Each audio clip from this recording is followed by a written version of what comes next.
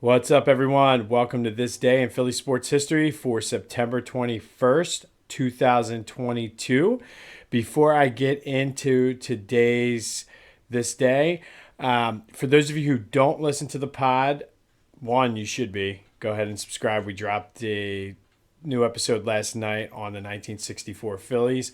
But I want to take a minute and just reflect and send condolences to the Lusk family. Reverend Herb Lusk, Pastor Lusk as I knew him, passed away earlier this week. For those of you who don't know who he is, he first of all got his start. He was drafted by the Eagles in 1976, played 3 years under Dick Vermeil. He's probably most remembered for being the first player to get down on one knee and pray after scoring a touchdown.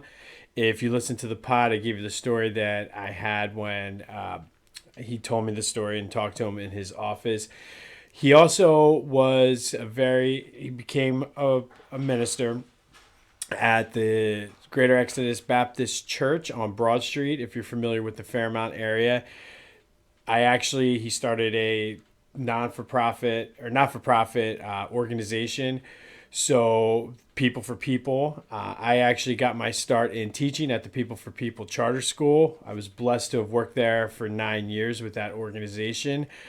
So I just want to send my condolences to the Lusk family. If you pray or send positive vibes, whatever you do, send them out to the Lusk family, Pastor Lusk, as well as the whole entire People for People organization. He was a great man and will be missed. Getting back to this day in Philly sports history, the Eagles on this day in 1986 lost to the Denver Broncos at the Vet 33-7.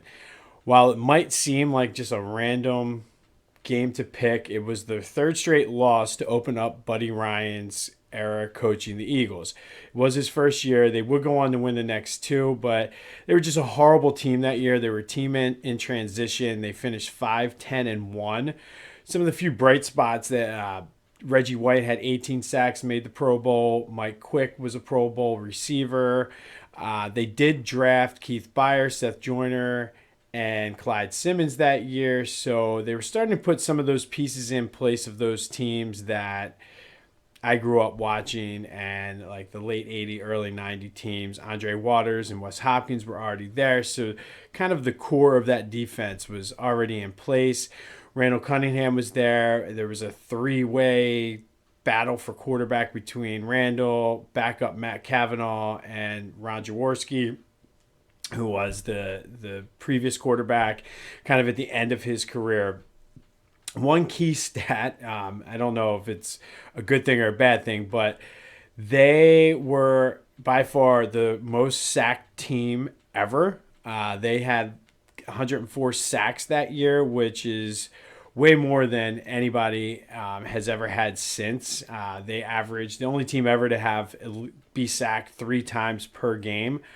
But I wanted to cover this, one, to kind of break up some of the monotony of the Phillies' inevitable September slide that's happening currently, but also just to preview some of the Back to the Future episodes we're going to be doing. A lot revolves around this team.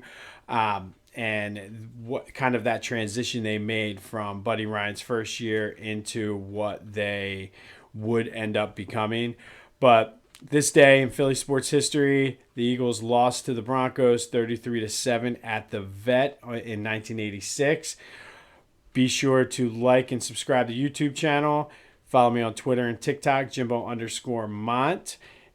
Follow Back to the Future wherever you get your podcasts. We just dropped the episode on the 1964 Phillies last night, so catch it while it's hot. I do want to say, again, send my condolences to the Lusk family and the People for People organization.